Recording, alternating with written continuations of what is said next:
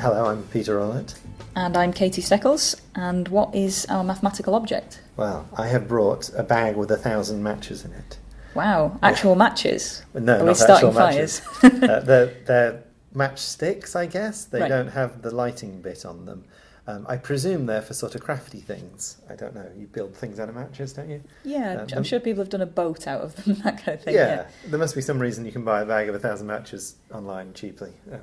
I mean, is it for maths? Is that the real reason? That's the real reason. I'm sure that's why most people buy them. But I bought them because I'm teaching a module which involves some game theory, and I needed tokens for a game. So there's a game called NIM, which you play with counters or stones or matches would do, which involves picking things out of piles.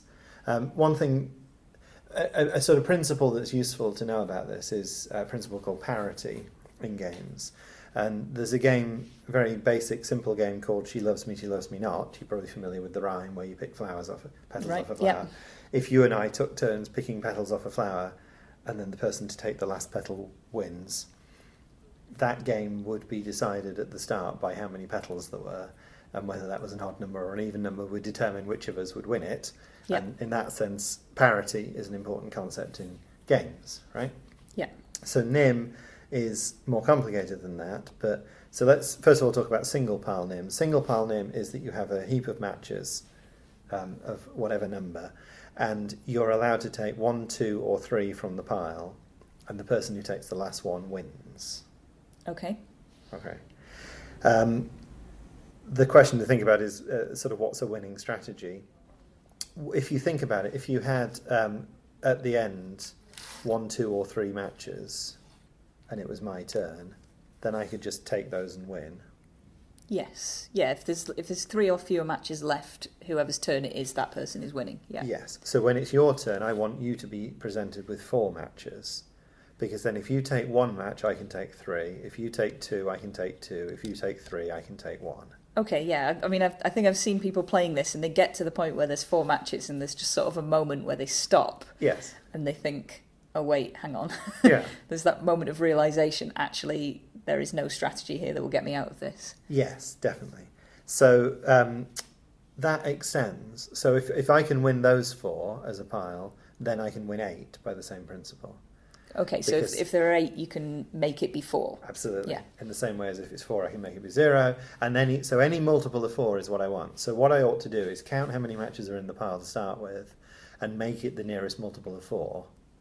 And then it's your go, and you can't win anymore. Yeah, so immediately, as soon as the game starts, even though there are probably quite a lot of choices for what I could do and what order I could take things in, I actually don't really have a choice because you're always going to reduce it to the next multiple of 4 each time. Absolutely. And 4 is important because you can take 1, 2, or 3, and therefore the sum of the highest and lowest of those is 4. Right, so if we're playing you could take 1, 2, 3, 4, or 5, then 6 would be the magic number. Yeah. Absolutely. Yeah. So that's kind of interesting. That's NIM. And it's sort of a parity game. It's sort of a multiple of 4 game. Then where NIM gets really interesting is multi-pile NIM. And what you do there is you have several NIM piles, and you're allowed to take as many as you like from any one of those piles. Okay, so on one go, I can choose a pile and take any number of them? Yes. Including the whole pile? Including the whole pile. Right. Absolutely. And what's the object in that case? The object is to take the last stick again. A lot of games are like this, where sort of combinatorial games where you can't draw and the player to take the last object wins, but then almost equivalently you can make it the player who takes the last object loses. Yeah. It basically makes a very similar game. But the misère version, I absolutely. guess it is. And normal play is that the person take the last one wins. But because those two things are so similar, I often forget which is which and get confused and have to go and look it up. Yep. So the idea with this then is if you took a whole pile and I took a whole pile, you would take the third pile and win. Okay, so in the case where there's 3 piles. In the case where there's 3 piles, sorry. Yes, I've made 3 piles, therefore I'm referring to 3 piles. And they don't have to be 3 piles. The audio recorder can't see the 3 piles, but yeah. It can, it's right next to them. Right. Then it gets a bit complicated because what you do to solve multi-pile NIM is that you work out how many are in each pile and you convert that number into binary. Okay. And then you add those 3 binary numbers together, but you don't use normal addition, you use XOR addition. You use, it's just called NIM sum. So what you do is you add each digit in turn, but you don't carry digits together. So if your piles are in binary 1, 0, 0, 1 and 1, 1, you've got 2 1s in the first column, so they become 0 and then there's no carry.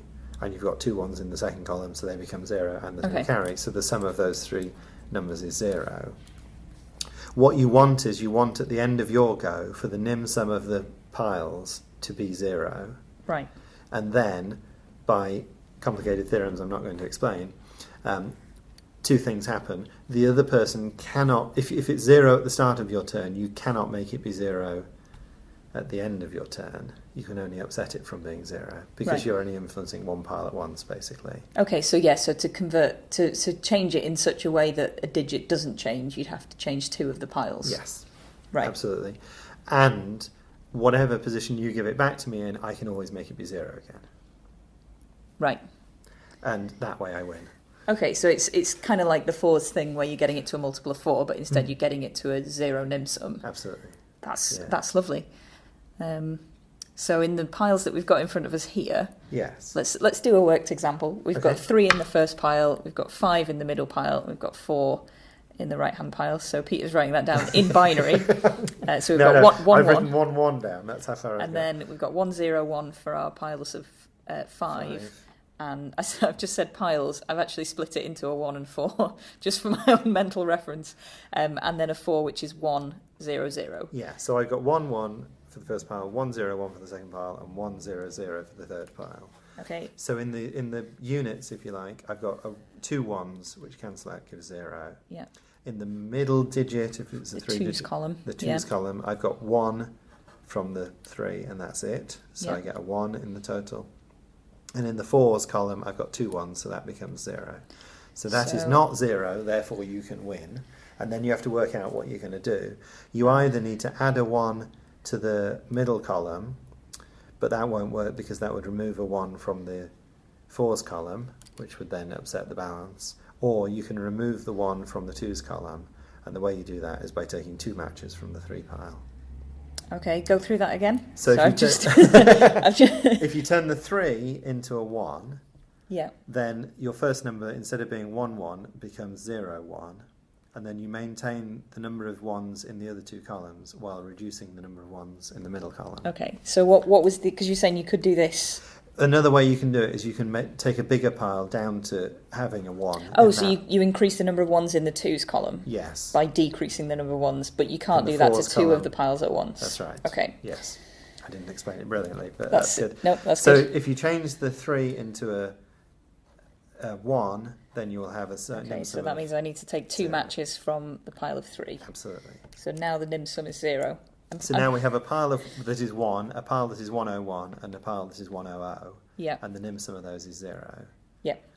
So now I can't do anything useful, basically. Yeah. I mean, this is the problem with playing a game against a mathematician. They will flip the table as soon as they realise there's no way for them to strategically win the game. Absolutely. Yes. But for the sake of argument, in our worked example, if you were to make a move... So if I were to take 3 out of the 5 pile... So that leaves us with a 1 pile and a 2 pile and a 4 pile. You just did that to make the binary easier, didn't you? I was trying to make the binary easier. So we've got a pile of 1, a pile of 2 and a pile of 4. So I've got an 01 pile, a 10 pile and a 100 pile. So I've now got a 1 in each column of digit. I've got a 1 in the units, a 1 in the 2's and a 1 in the 4's, and that's not good because that makes my nim sum 1 1 1. Okay. But that's okay for you because you're trying to get it back to 0. So this is a thing because in binary the equivalent of so 9 in decimal is 1 less than 10, but in binary it's kind of a 1 in the previous column. So the one I always remember is that 15 in binary is 1 1 1 1 because it's 1 less than 16, and that if you take the biggest digit, if it's a 1000 number, you can change the biggest digit and it'll become 1. If you remove 1 from it, it becomes 1111. Right. Where it was zeros. Yes. So if I do that, I can change 100 into 011, which I will do by taking 1 away from the 4 pile. Yes. So if you turn the 4 into a 3, you then get an 01 pile, a 10 pile, and a 11 pile, which gives you a nim sum of 0. Yep. Again. So now I'm faced with piles 1, 2 and 3. In a fit of rage, I'm going to remove the 3 pile completely. And then it becomes much more of a parity thing at this point. Okay, so now there's a pile of 1 and a pile of 2. If I take 1 away from the pile of 2, then you're forced to take an entire pile because they're both piles of 1. Yes. And then there is 1 entire pile left for me to take. There is a special case of this where if you can get 2 piles to be the same, then you just mirror what the other person did. And win. That's nice. Yeah. So I take a whole pile away, and you're And left I with am one left with match a pile to take. Yeah. Win triumphantly. Excellent. And so I think that's really nice because it's one of those things where binary just pops in unexpectedly.